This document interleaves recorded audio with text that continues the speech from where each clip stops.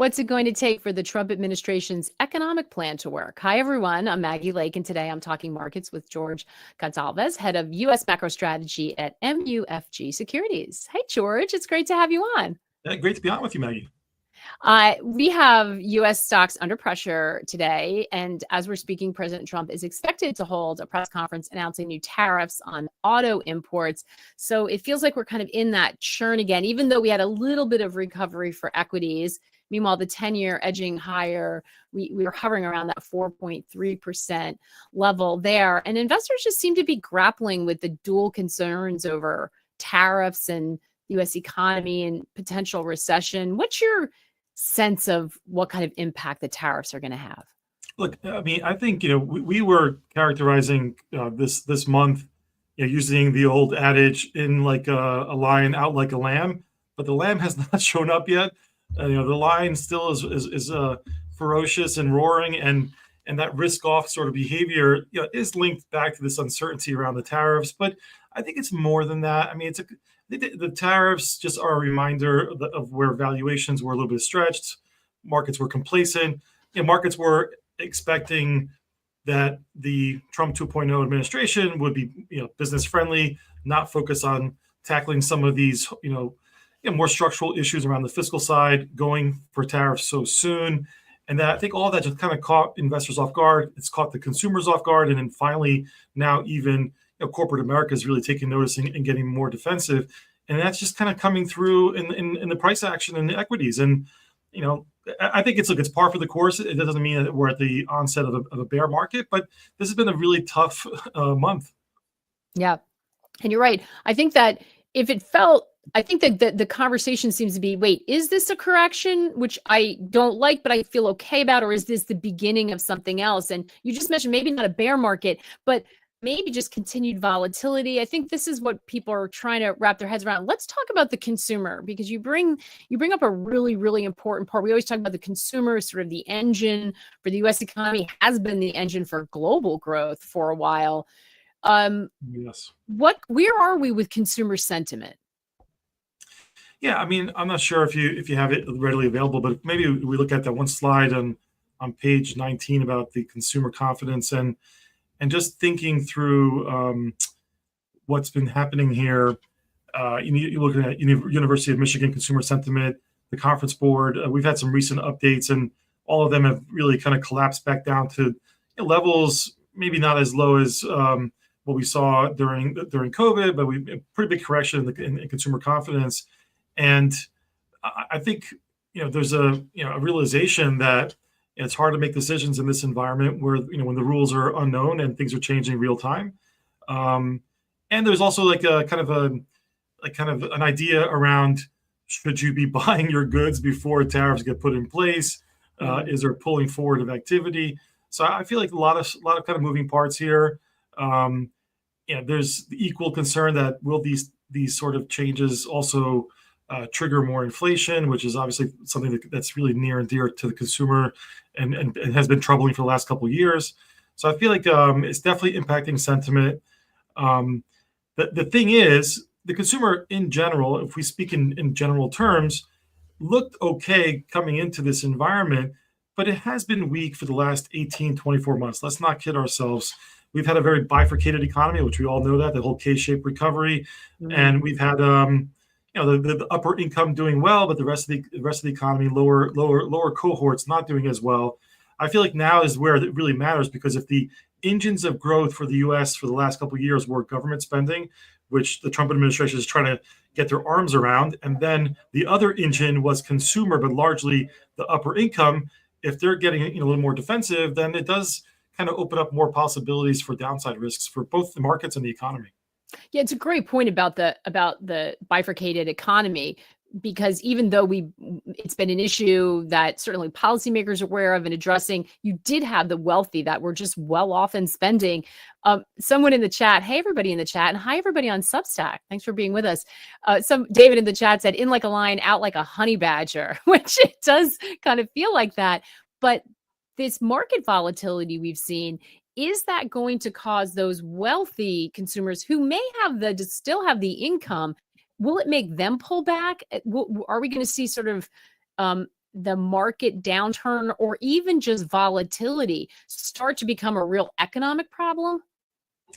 I think, if we really to start to kind of permeate up to the upper income and really influence their decision making, it's not just the level of the decline in the markets, it's the persistency. If it's consistent, if we're sitting here for 3 to 6 months chopping around, but let's call it close to a bear market, down 15, 18%, and then we rally back and then we sell off another 5, 7%. If we're in the kind of that choppy environment where it's volatile, inherently volatile, then I think it eventually starts to impact the upper income and the upper wealth. The wealth effect goes in reverse, and those large ticket items get put off. And so I think it does matter, but it's a matter of time and how long and how deep it is. It doesn't have to be a bear market. Of course, if it's a bear market and very acute and it bounces back, maybe people won't notice. But if it kind of lingers, it's going to be a problem. I absolutely, because I think we tend to remember the selling and the downturn more than remember the recovery, right? I think people are still thinking about the fact that we feel like we've been in this sell-off, even though stocks bounce back. I think I saw like half of the loss or 5% over the last week. It still feels horrible. We're down today, and it doesn't feel like those 5 days, gained us anything back. So I think we psychologically tend to, maybe if you look at the chart on page 23, because I think it's also because we've been partially spoiled in many ways. If you look at, we haven't seen really a real decent correction in quite some time. If you look at chart 23, this is looking at the S&P and like this uptrend that really started in the Q4 of 2023, and it lasted basically to the beginning of this year in January, ironically into the inauguration. And along the way, we've had like mini corrections, not even corrections, like 3 to 5% pullbacks all the way through. VIX was relatively low. We had only one big spike in the VIX, which was last year around the so-called yen carry trade unwind. But all of this started with the quarterly refunding in October, November of 2023, when then Secretary Janet Yellen decided to issue more T-bills instead of issuing long-term debt because rates were high back then, and the market loved it. Credit ripped in, equities took off, never looked back, and it's been a bull market for almost a year and a half, 2 years, and people haven't felt any pain. So I feel it feels 3 times worse because we're off trend. We should be up right now, right? We should be up like 7 to 10%, but we're actually down, more than that. So I think that's what's really irking, investors, is that we've been in this kind of lucky channel for quite some time. Yeah, we have, especially when you look at that chart. So I want to put a pin in that because I want to come back to the refunding and some of the stuff that's happening in the bond market, because I think that's really, really important. It's obviously like stocks always grab the headline, but some of what's happening in the bond market, I know you're looking at closely.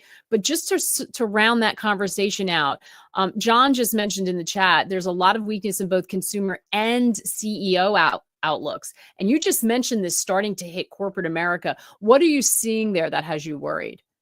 I mean, look, I think we're gonna know more in the upcoming earnings season, and maybe not so much in the earnings themselves, but through the guidance that we'll get and through the actual the earnings calls themselves.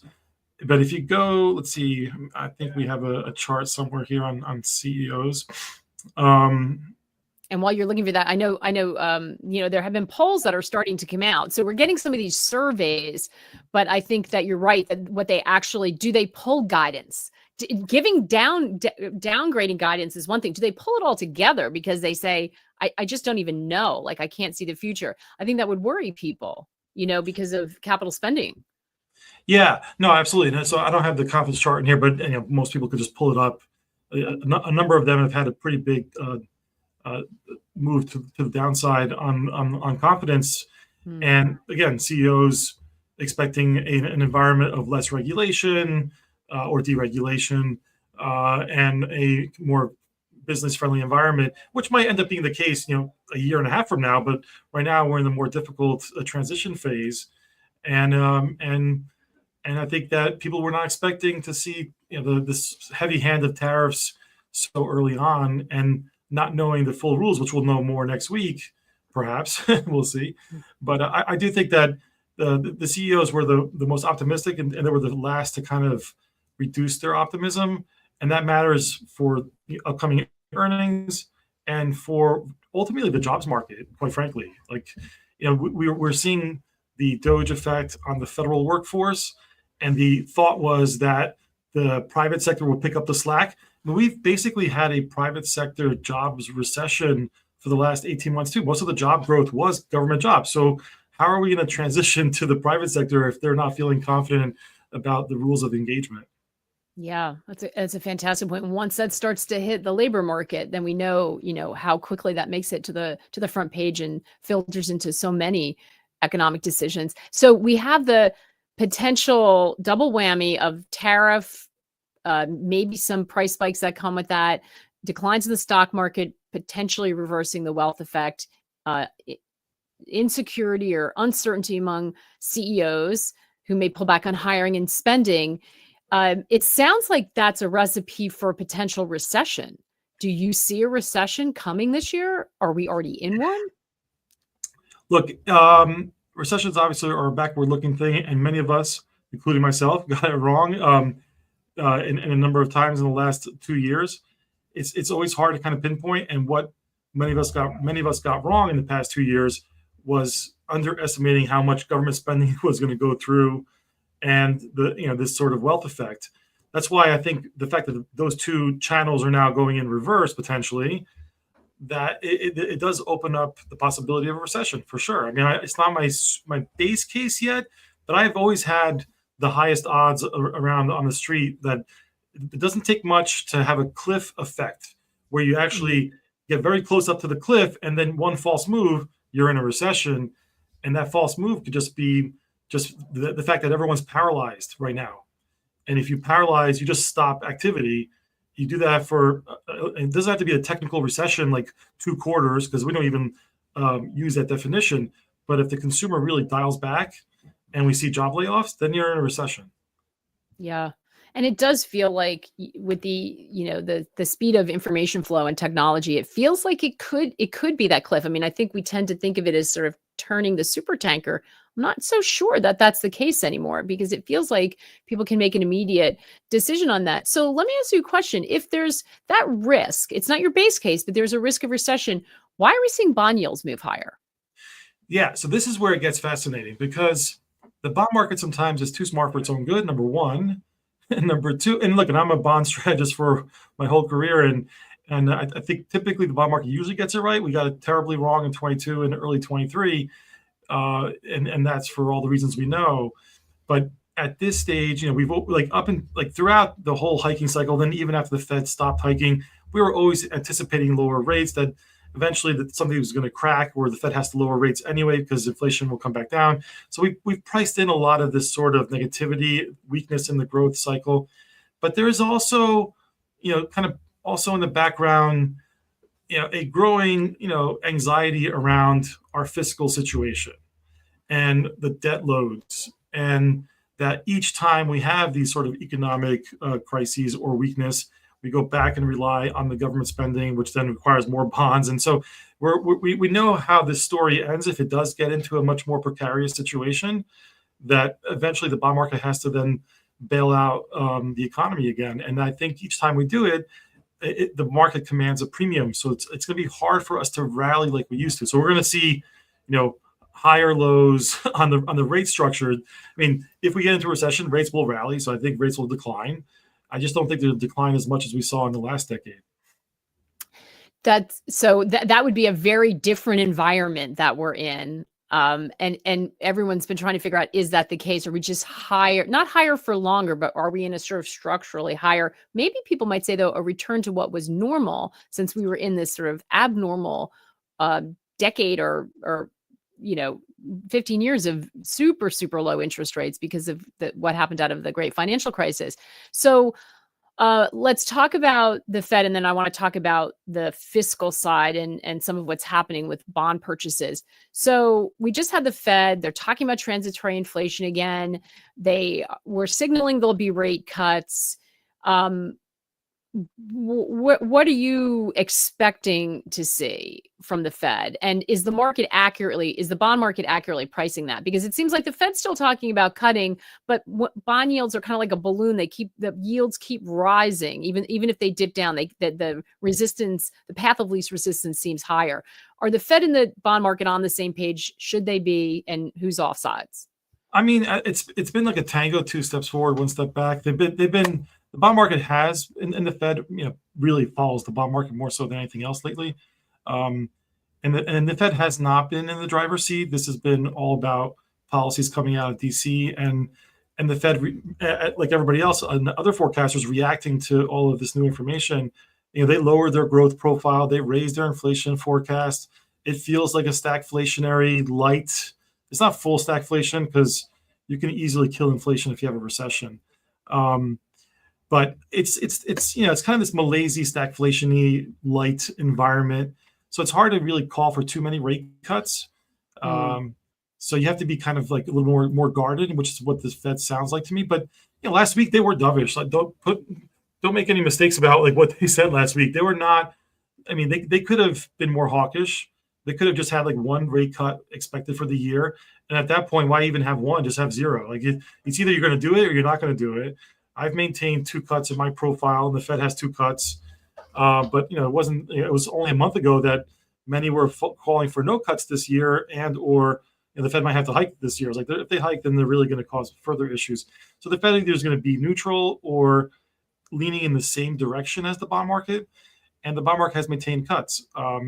If you look at page 13 really quickly, we'll know if we're getting close if we get the 3-month T-bill really taking notice. So this is comparing the 3-month Treasury T-bill, the Fed funds rate, which is the black line, and then like a 1-year future Fed funds. So like what the futures market is predicting in 1 year's time. And that's the gray line. You can see that that's the one that trades, that moves around with rate expectations of, is the Fed going to cut? Is the Fed going to cut less? We've always had that gray line under the black line. So after the Fed, even before the Fed finished hiking rates in 23, that gray line 1 year in the future was already saying that rates are going to be lower. It was just a degree of how much lower, right? We've been just basically guessing at the rate cut expectations. So now we have another kind of decline there, but the red line, which is the T-bill, hasn't declined. So only when we see the 3-month bill that we know that cuts are imminent. I think that's going to really require a collection of things. One, the next 2 or 3 NFPs have to be very weak. Inflation could be sticky, but if NFP is weak, they're going to overlook inflation. And if growth numbers really start to kind of come in here, you're seeing it in the regional PMIs, all the various sort of sentiment indices from the various Fed districts. Business surveys are coming down hard. I mean, they're really getting concerned about the outlook, and the bond market's pricing in at least 2 to 3 cuts on a given day. I think that's what's going to happen. It can get worse. I can be convinced for more cuts, but I cannot be convinced for 0. Yeah. But we'll find out soon once that red line starts moving, which is the T-bill rate. Once that starts moving, I think around May, June, before the June meeting in May, we'll know a lot about the true health of the economy right now. So this is something that comes up all the time. So it makes sense what you're saying when you look at monetary policy, when you look at the economy, that you would start to see that reflected in the bond market. But then there's this issue of issuance of the debt and what Treasury has to do. And you have a great chart. This has been coming up. You mentioned it before. Yeah, page 8, I think. Back to it. This is on page 8. That the sheer amount of rollover that has to happen, the interest outstanding, and can the new Treasury Secretary manage this? And I think the question we get is, are there buyers? If you move out the curve and you have to issue longer dated maturities for U.S. Treasuries, which everyone seems to think they do you have people turn up? At what rate are those attractive? Is that something we should be worried about? I mean, I wouldn't go so far as saying worried yet. It's just that it commands a premium. That's why, like, to circle back to your original question, like, why isn't the bond market pricing in more of this growth shock expectations to the downside, because this is this mountain that's staring you in the face, which is you got a lot of debt to roll over. Now, most of it is in the short-term sector, and that's much more linked to Fed policy than anything else. And Treasury Secretary Bessent did decide to not extend the February refunding, and most likely I don't see them extending the debt until they get rates in a better place. And what's a better place? I mean, ideally, the U.S. cannot, and I've said this a number of times in different venues and in all the reports that we write, we cannot afford rates above 5%. You said something earlier about rates used to be normal, but we also had a lot less debt as well. So, when rates were at 5% back in the 90s, and we had basically 35% debt to GDP. We're well over 100%, right? So we just have a larger stack of debt to kind of roll over, and now it starts to actually compete with other budget line items, and therefore you need rates lower. Otherwise, you have to start to kind of cannibalize other programs. So I do think that they're going to try to slow down the economy, retool the government, cut back spending wherever they can, hope for growth in 2026, but 2025 could be a lost year. And the hope then at that point is to get rates towards 4% or lower. If you get the sweet spot for the US is 3.5. If we can maintain 3.5% interest rate on and off, that we can survive for the next 10 years or so. But if rates start to go to 5% or higher, it will short circuit government finance and ultimately the economy. I think that's a really, really important point that you just made, that when we talk about rates normalizing, that's not accurate because we're in a different environment. You have to plug that debt part in. So I think that's super important. Thank you for making that. So if I flip this another way, does this mean that in order for the U.S. government and the Treasury Secretary, Scott Bessent, to achieve this 3-3-3 plan, right? 3% growth, budget deficits drop to 3% of GDP, and domestic oil production jumps 3 million barrels. So growth, less debt, cheap oil.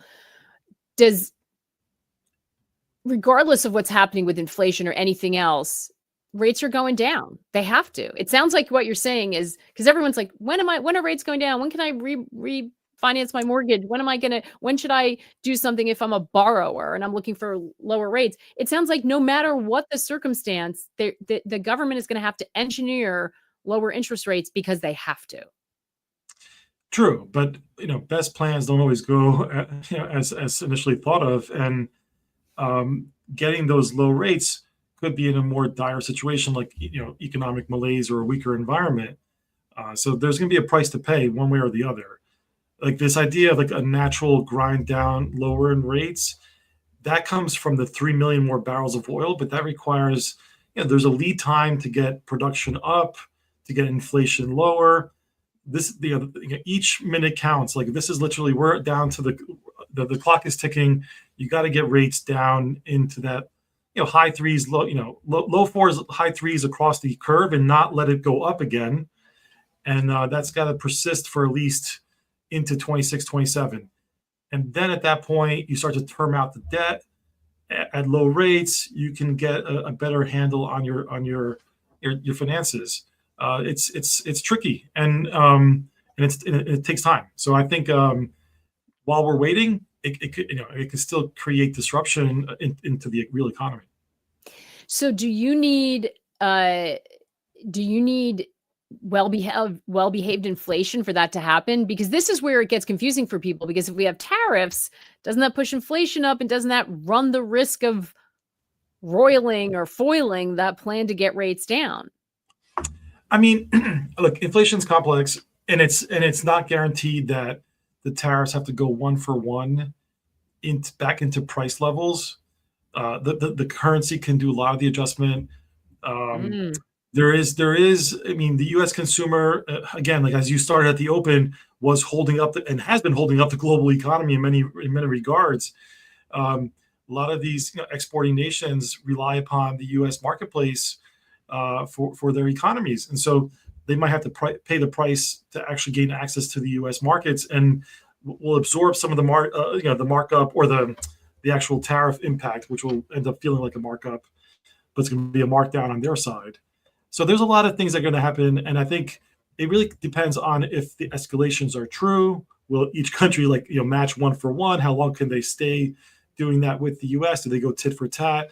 Does it last for 3 months and then there's grand deals among a number of countries that realize they need access to the U.S. economy, and why would they want to do this? So I feel like it's hard. You can't just be linear in thinking. It's going to be like it's a game of chess, and we're going to have to figure out. And I think the U.S. still has the upper hand and should be able to avoid really creating a lot of inflation. But there's some areas like the auto sector, especially considering a lot of the manufacturing are between Canada and Mexico, that could really hit quickly. So yeah, I think you have to be you have to kind of separate it. It won't be like it won't be like this consistent inflation. It might be absorbed, and it might be rolled back. So the question is, if it's inflation for 3 months, but then it goes back, doesn't that disinflation? If they're so I feel like we got to be careful if we extrapolate. Yeah. So let's talk about sort of market impact for this. So first of all, there seems like there's a lot of risk right now. Would you expect to see credit spreads start to widen out? I mean, credit spreads have been slightly widening out. So I do think that we entered the year with spreads, too sanguine on the outlook, and really not enough credit risk premium being priced in. Ultimately, credit is part of the capital structure of companies, and if companies are getting concerned about margins and earnings growth and the ability to actually improve the bottom line, it's got to start to kind of feed through to cash flow constraints, and the weaker companies are going to have harder access into the credit market. Now, that hasn't happened yet. I mean, credit market's actually been open, doing well. It's just that the price of entry has kind of gotten a little bit higher, which I think is healthy. I mean, spreads were just way too tight, and people were just not discounting these risks that are out there. If we get into an economic slowdown, then spreads will widen even further. So I do think that there is still some downside risks for credit, but they've done at least 20 or so basis points adjustment, which doesn't seem like a lot, but it's in the right direction. It's widening. Yeah. We don't want credit to widen and get disjointed, because then that's very disruptive to the way that our capital markets operate. Absolutely. And would be, I'm sure put further pressure. So in this scenario, do you see opportunity? So listen, there's a lot of things going on that are not just U.S. specific. I mean, and there's a number of highlights of how this is opening up opportunities overseas.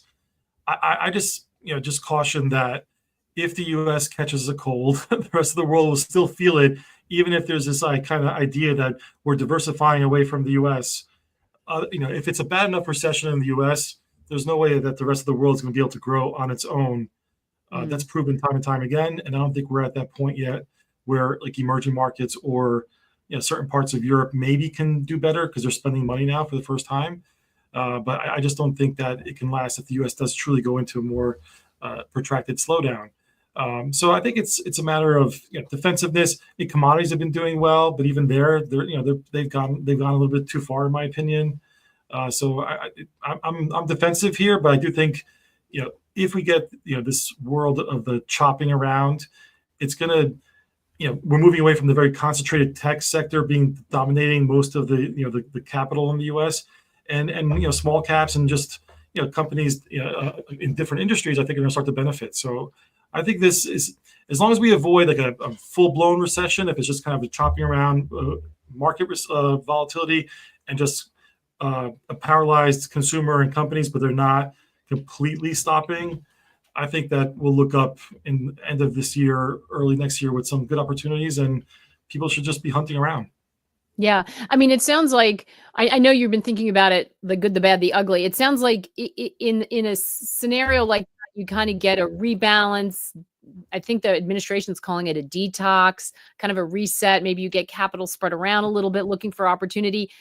What is the risk that it gets it turns into the ugly? What will you be looking for? What area of the market will you be watching to say, hang on a second, this is sort of turning into the worst case scenario, and I'm concerned. I'm concerned that there's a risk to the system. I'm concerned that this cascades. Where are you sort of watching for the canary in the coal mine?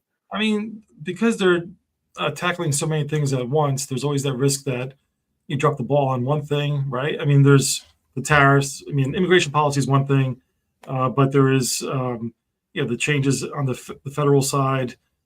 There's the fiscal pullbacks.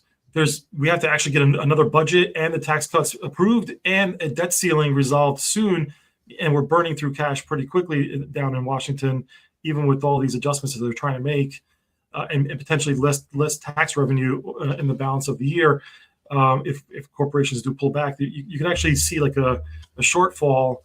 I think that will become more clear again, end of Q2, early part of Q3. And so you have that to kind of worry about. On the flip side, so like there is a real risk of a liquidity kind of squeeze or draining that happens into the summer. And in many ways, that might motivate policymakers to do the right thing and get things passed and move on. At the same time, let's say that they do get the big, beautiful bill and that clears up the uncertainty and we don't get the worst case scenario on tariffs. Then the risks on the other side, which is that the 10-year can go right back up to 5%. Now, we were at 4.8 at the beginning of the year. And this is why the bond market it feels guarded. And I'm picking up on your sort of body language that you feel like this is odd, that why aren't rates rallying more? Why aren't treasuries rallying? Because in the back of the bond market's mind, it's like, well, if they actually don't do the cuts, and this has just been theater, and we see a lot of additional bond supply in the second half of the year, rates can flip the other direction very quickly. And then that will be disruptive for a different reason. It might, still hurt like the long duration assets like technology and things like that. So I think this is why it cuts both ways. And it's in many ways, sometimes doing nothing is an action. Yeah. And I think you just laid out perfectly why it is such a sort of tricky line the government's walking, to try to get this right. It's not perfection, but it's very, very complicated. And I think that's why the risks on both sides are so high. It's a balancing act. Yeah. You're walking a tightrope. Yeah. They've got their work cut out for them. And our viewers will know this is the second time in a week that guests sort of identified that late summer period. Watch through the summer. We all tend to want to take a break and tune out and turn off, but that's going to be really critical. And that creeping risks really are going to sort of rear their head, as you pointed out, around the end of the summer, beginning of the fall. So we're going to have to really watch out for that. And you're the second person who said that. So mark your calendars, everybody. George, it was wonderful to catch up with you. Thank you so much. Oh, thanks for having me on, Maggie. Good catching up as always. Yeah, I appreciate it. Again, we'll try to maybe post some of those great charts that George had. We'll put his contact info in the description. As always, we appreciate the great discussion in the chat where everyone's swapping, again, some great trade ideas. And we're happy everybody was able to join us on Substack. Leave your comments. We'll try to get to as many as we can. And we'll see you all again on Friday. Thanks, everybody. Take care and good luck out there.